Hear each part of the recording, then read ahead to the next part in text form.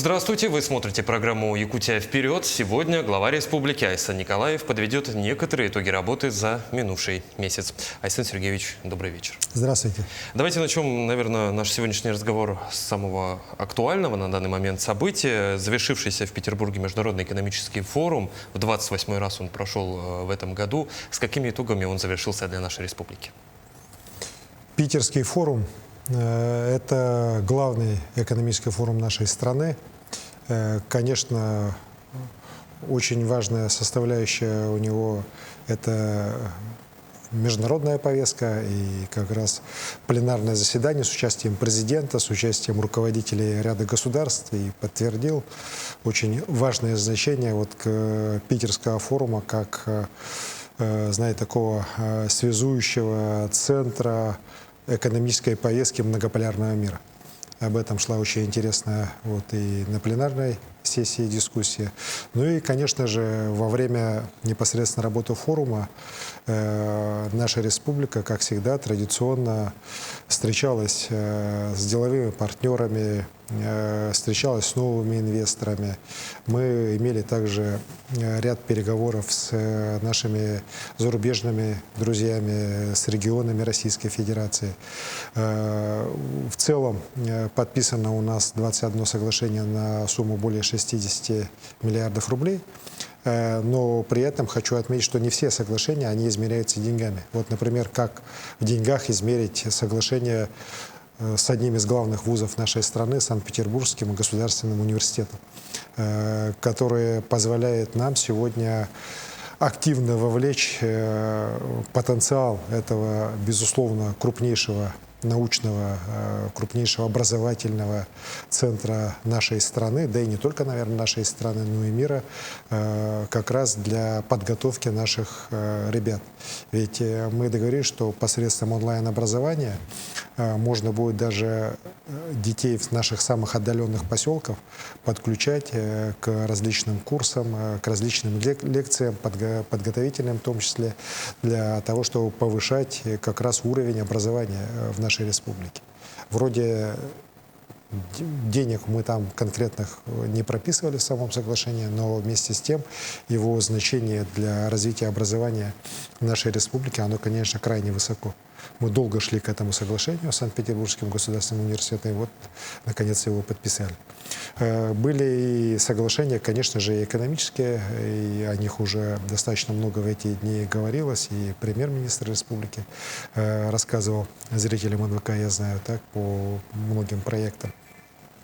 Особо отмечу то, что вызвало большой интерес не только у якутян, но и на самом форуме было одной из главных новостей. Это то, что Российский фонд прямых инвестиций, которым руководит Кирилл Дмитриев, который сейчас хорошо известен как спецпосланник президента по международным вопросам, он вошел как одна из финансирующих сторон наряду с Сбером как раз проект Ленского моста. И подписано соглашение между корпорацией ВИЗ и Российским фондом прямых инвестиций. Это еще раз придает нам уверенность в том, что внебюджетная часть финансирования Ленского моста полностью будет профинансирована в установленные сроки, наряду с федеральной частью, ну и с республиканской частью. И, конечно, то, что и на подписании соглашения участвовал и председатель правления Сбера Герман Оскарович Греф, говорит о том, что этот проект на самом деле сегодня со стороны ведущих финансовых институтов развития государственных нашей страны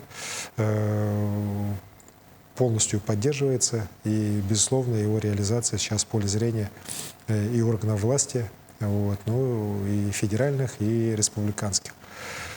Также у нас были соглашения и новые с регионами страны. С Новгородской областью мы подписали соглашение с Республикой Хакасия. Было много интересных переговоров с зарубежными нашими партнерами, с Белоруссией, с Казахстана, с Киргизией.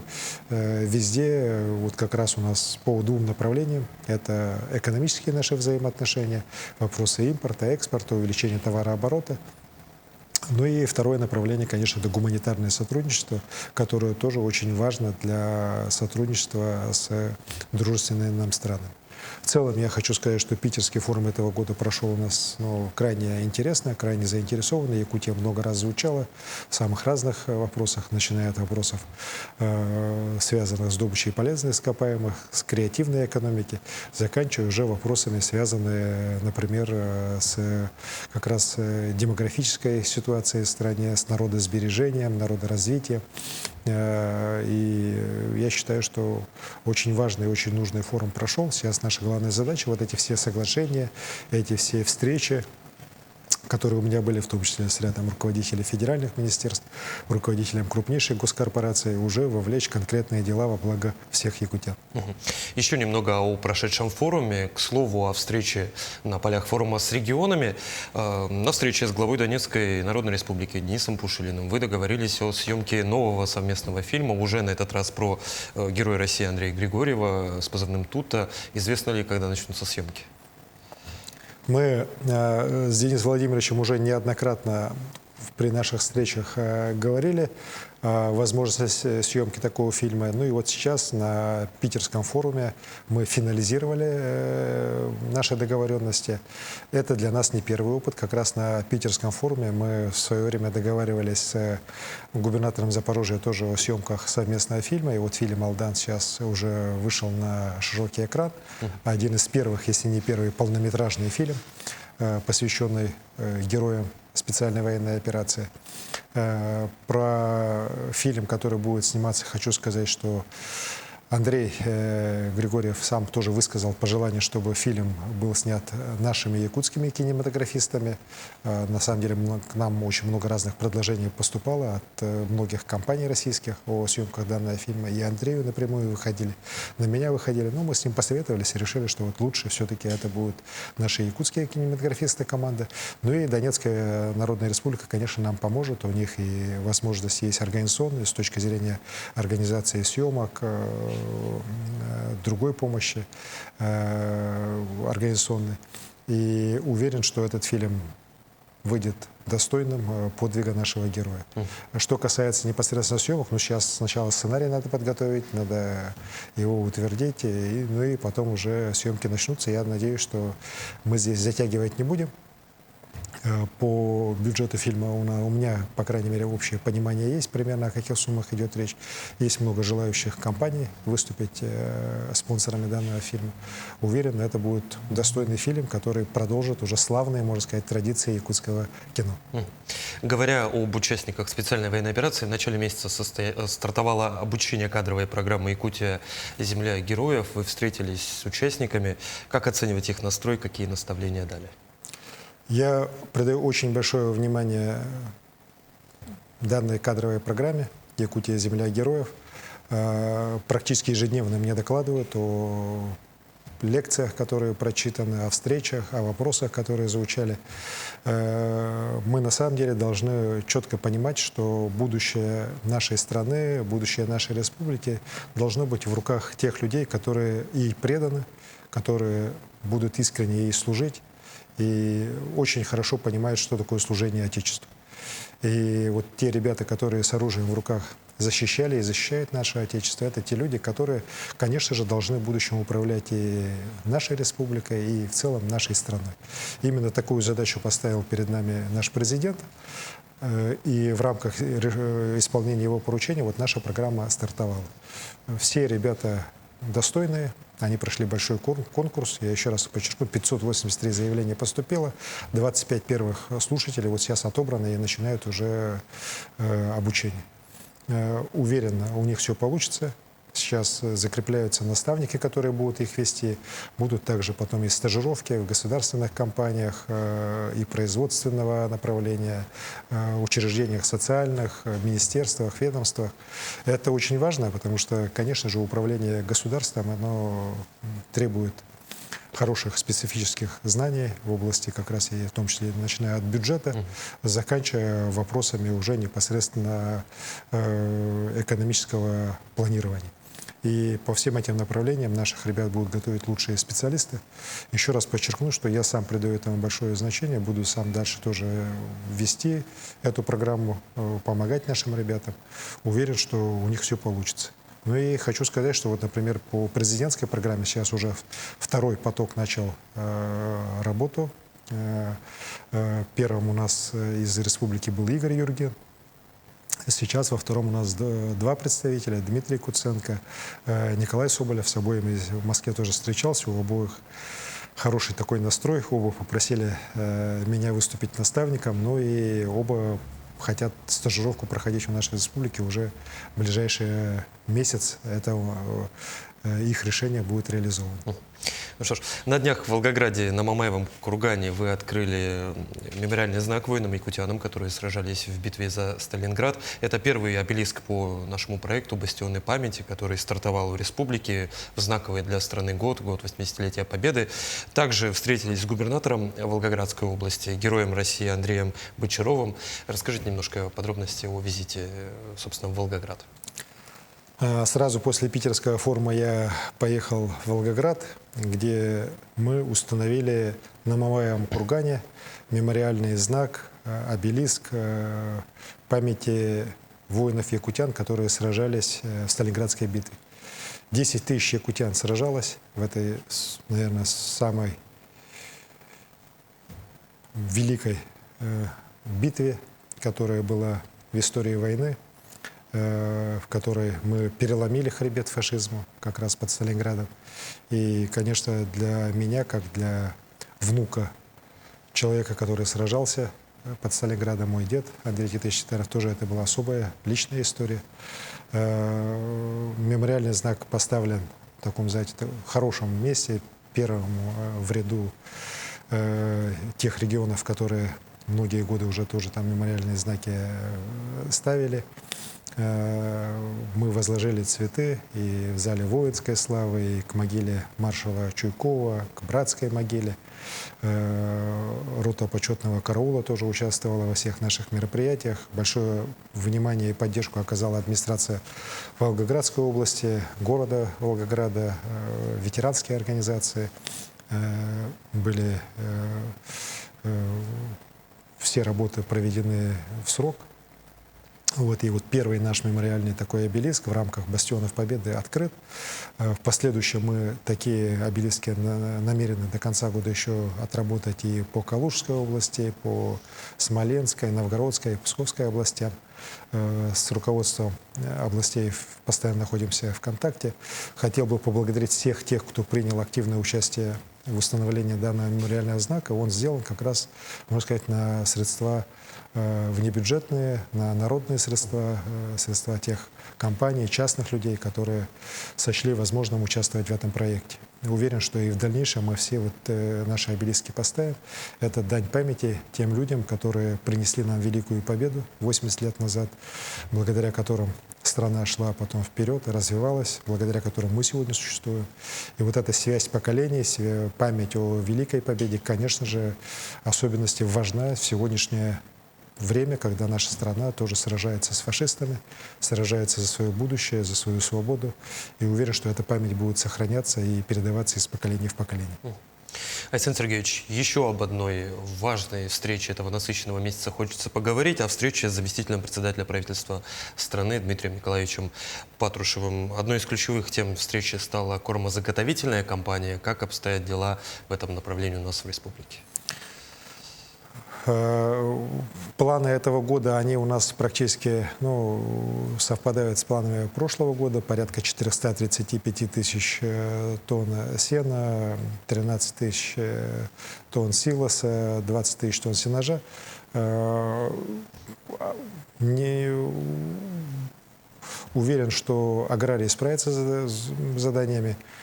Травостой, можно сказать, неплохой по всем районам. Были, конечно, опасения в мае, но вот дожди, которые во второй половине мая прошли, в том числе где-то мы и помогли с искусственным вызыванием осадков, они все-таки ситуацию улучшили. Сейчас мы считаем, что в июле надо всю работу разворачивать. Ряд совещаний проведен уже с руководителями районов. которые в этом году как раз все полномочия по сельскому хозяйству получили. Вижу полное понимание, ну, готовность есть, уверен, и правительство будет помогать, планы будут выполнены. Что касается молока, то сейчас на сегодняшний день районы идут с определенным перевыполнением. Если в прошлом году на этот период у нас где-то порядка 20 тысяч тонн было заготовлено, то сейчас уже 21,5. Поэтому есть надежда, что все-таки передача полномочий на уровень районов, она поможет аграриям республики уже более быстрыми, интенсивными темпами развиваться, ну и решать главную задачу обеспечения продовольственной безопасности республики. Александр Сергеевич, июнь – это месяц традиционно выпускных, экзаменов, когда вчерашние школьники покидают стены школ. Недавно стали известны результаты крайних единых госэкзаменов. Как наши выпускники себя проявили в этом году? Вы знаете, я считаю, что неплохо. Я хотел бы поблагодарить всех работников системы образования нашей республики, учителей. Вот та задача, которую я ставил в прошлом году по увеличению количества детей, которые все-таки будут выбирать среди экзаменов ЕГЭ физику, химию, профильную математику, оно выросло. Выросло, причем так значительно, процентов на 10.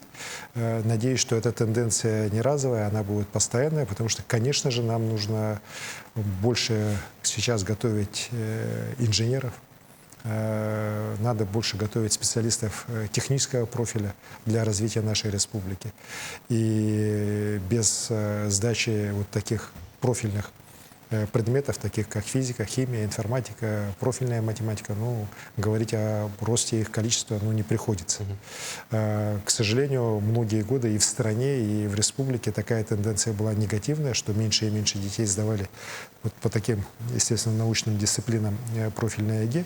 Но сейчас мы видим, что ситуация впервые у нас начала меняться. Так, еще раз говорю, надеюсь, что это устойчивая тенденция. Также радует, что по ряду предметов у нас повысилась средняя оценка по многим предметам, начиная от английского, заканчивая химией. Опять же, очень надеюсь, что это такая будет тоже устойчивая у нас хорошая тенденция. Что касается стобальников, у нас их меньше, чем в прошлом году, но 15 человек.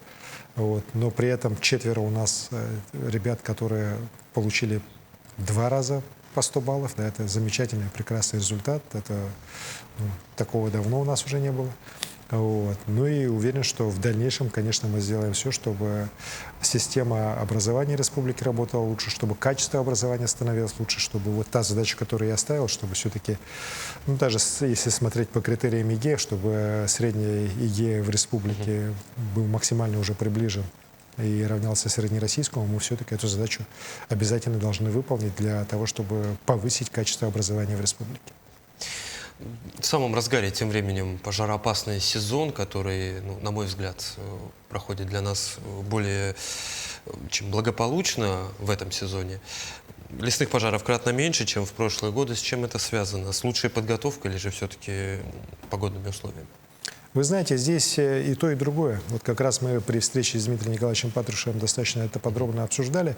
Во-первых, конечно, безусловно, то, что президент в прошлом году принял решение по итогам визита в Якутск, и нам кратно увеличили финансирование на тушение и мониторинг лесных пожаров, оно очень серьезно помогло. Мы сейчас увеличили количество авиарейсов по мониторингу, пеших маршрутов, увеличили число авиадесантников, новые отделения открываются, в том числе на юго-западе республики. Это все вкупе нам помогает действовать по тушению лесных пожаров более оперативно и более качественно. Если смотреть по статистике, лесных пожаров у нас примерно на сегодняшний день раза в 2-3 меньше, чем в прошлом году, но вместе с тем площадь, пройденная пожарами, почти в 13 раз меньше. О чем это говорит? О том, что мы пожары, которые возникают, тушим гораздо быстрее. У нас сегодня, по сегодняшнему дню, оперативность тушения порядка 70%. Это для республики это просто невиданная цифра. У нас оперативность тушения в районе 23-27%. Вот. То есть мы, вот еще раз говорю, тушим гораздо быстрее, и это помогает нам реально вот с лесными пожарами бороться более эффективно. Ну и вот когда в день, когда я с Патрушевым встречался, Дмитрием Николаевичем, у нас на территории республики вообще ни одного пожара вообще не было. Это тоже удивительный случай. 23 июня мы встречались, так, чтобы на 23 июня у нас ни одного пожара не было. Такого, но я точно не припомню. Вот. Причем практически большинство пожаров, они как раз именно потушены в результате воздействия людей. То есть они потушены благодаря применению наших сил. Так? Они потухли сами или там в результате осадков. Вот. Что касается погоды, у нас начало сезона было крайне сложным. Мы горели, помните, горели очень серьезно, по особенности по северным районам. Верхоянский район у нас дал очень большой прирост, Венда-Батантайский. Вот. И я считаю, что оперативный штаб республики во главе с Дмитрием Ильичем Садовниковым принял абсолютно правильные меры, жесткие меры, вплоть до возможности там запрета весенняя охота и так далее, вопросы ставились. Это помогло, районы подтянулись, ну и профилактика, меры реагирования возымели свое действие, так, ну и, конечно же, я считаю, что правильно было принято решение, я настоял, чтобы все-таки работа зондировщиков, она в этом году началась чуть раньше, вот, нас и Гидромет поддержал, российский, поэтому вот были вызваны искусственным образом дожди, помогли мы им, особенности в заречной группе районов, где были все предпосылки для засухи. Но я считаю, что вот это и сельскому хозяйству очень хорошо помогло, ну и помогло профилактике лесных пожаров. Я еще раз хочу здесь подчеркнуть, что тот эксперимент, научный, на самом деле, большой эксперимент, который мы здесь проводим уже 4-й год по вызыванию дождей, он реально помогает и сельскому хозяйству, и он реально помогает по тушению пожаров. Потому что в тех районах, где у нас вызывались осадки, мы видим, уже вот у нас уже статистика, по крайней мере, за 3 прошедших года есть. То есть за 24-й, за 23-й, за 22-й годы количество пожаров на тех территориях почти в 2,5 раза меньше, чем 21-й, 20-й, 19-й год. То есть результаты явно есть. И мы, конечно же, считаем, что это должно стать уже такой практикой для таких больших, но малонаселенных территориях, имеющих много лесов, таких как, вот, например, наша республика. Александр Сергеевич, предлагаю поговорить еще об одной актуальной теме, которая сегодня активно обсуждается в СМИ, в социальных сетях, целесообразность строительства объектов по ГЧП, то есть государственно-частному партнерству. Оправдывает ли, на ваш взгляд, себя механизм концессии? Вы знаете, механизм концессии не нами придуман, и не в России. Так? Это механизм, который успешно работает по всему миру. Начиная от Соединенных Штатов Америки, Китайской Народной Республики, заканчивая странами Африки, Азии. Везде концессии являются одним из тех механизмов, которые позволяют государству решать те задачи, которые перед ним стоят, за счет привлечения частного финансирования. Понятно, что за счет бюджетных средств построить и социальные объекты, построить какие-то элементы транспортной инфраструктуры не так просто, даже самым богатым странам. И вот как раз привлечение внебюджетных средств, оно помогает эффективно решать задачи. Ведь вот по нашей республике сейчас обсуждается там только пара объектов. На самом деле у нас в концессиях 63 объекта. Из них 33 объекта уже построены, уже работают. Взять те же детские сады, которые были построены в рамках концессии 16-18 годов. Так, они по всем улусам, ну, по нескольким улусам республики были построены. Если не ошибаюсь, там 16 детских садов. Они вошли в строй как раз вот 17-18 годы. И сегодня они все работают. Вот если бы сегодня мы решили бы их строить, мы, конечно, уже потратили бы на сотни миллионов, если не на миллиарды рублей больше. Вот. Это раз. Во-вторых, социальный эффект от того, что эти детские сады появились, ну, считайте, 8 лет назад, он, конечно, очень важен. Или взять те же вот социальные объекты города Якутска. 10 объектов. Еще когда я был мэром, мы при поддержке правительства республики заключили такое соглашение. В 2018 году объекты все уже были построены, введены. Так, 17-18 годы. Ну, сегодня стоимость этих объектов на миллиарды рублей была бы больше. Ну, взять тот же один дворец культуры Гагарина, да, но сегодня мы на него, на эту стройку потратили порядка 3-4 миллиардов рублей минимум. Да. Вот. И эффект от их появления колоссальный. Вот была снята проблема по 203-му микрорайону, по другим центральным районам и с точки зрения школ, с точки зрения детских садов. Появились замечательные объекты, вот и Гагарина, и библиотека, и школа искусств. Это все имеет колоссальный и экономический, и социальный эффект. То же самое касается эффектов транспортной инфраструктуры. Тот же мост, да, ну, многие считают, что чуть ли не весь мост строится за заемные средства, но ведь, если так посмотреть, там доля именно внебюджетного финансирования, она гораздо меньше. 25-30%, ну, в зависимости от того, какая модель у нас все-таки окончательно будет решена. На сегодняшний день, ну, вот по тем моделям, которые у нас есть, только 25%. Это финансирование со стороны частных инвесторов. Вот как раз я говорил сегодня про них. Частные инвесторы — это кто? Это Сбер, это Российский фонд прямых инвестиций, крупнейший финансовый институт, это сама корпорация ВИЗ. А остальное — это капитальные гранты федерального и республиканского бюджета. Вот. И, конечно же, с точки зрения эффекта, который мост нам даст, он просто колоссальный. До 3% валового регионального продукта, миллиарды рублей дополнительных налогов, снижение цен, улучшение транспортной доступности республики с 25%, которые сегодня у нас есть, до 80 с лишним процентов. Вот. Просто колоссальные эффекты. И с учетом того, что за мост там у нас за 40-й год уходят все выплаты окончательные, да, вот по этим 25%. Это, конечно, я считаю, замечательный, хороший проект, тем более, который реализуется при прямой поддержке президента страны. Ну, при этом я хочу сказать, что на сегодняшний день мы концессии пока все приостановлены, новые концессии. Почему? Потому что ключевая ставка сегодня 20%. При такой ставке заходить на проект, конечно, неразумно. Другой вопрос, что вот по тем проектам, которые реализуются, ну вот сегодня 20%, через некоторое время снизится. И это в конечном итоге на длинных пространствах, там порядка 20 лет по крупным концессиям, оно нивелируется, вот такие краткосрочные скачки. Но еще раз подчеркну, на сегодняшний день пока ставка высокая, мы к концессиям возвращаться не собираемся.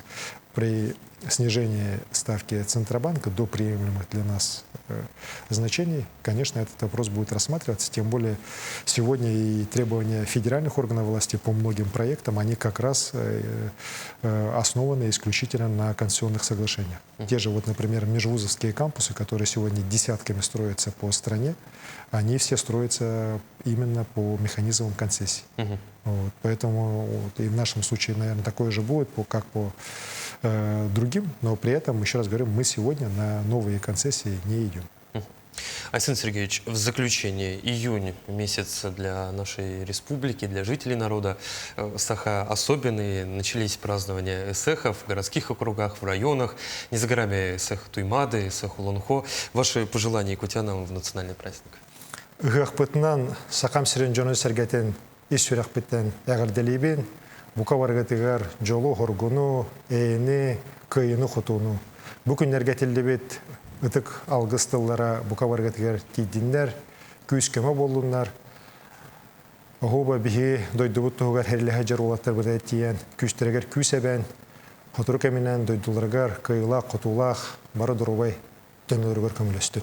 Праздник эсэх — это сегодня праздник всего многонационального народа Якутии. Конечно же, я в этот день желаю всем мира, добра, счастья, чтобы благословенный Алгыс, который говорится в эти дни, помог нам, помог и здесь, в Якутии, помог обязательно нашим ребятам, которые сражаются за нашу Родину, придал им силы, чтобы они все живые, здоровые, с победой вернулись домой.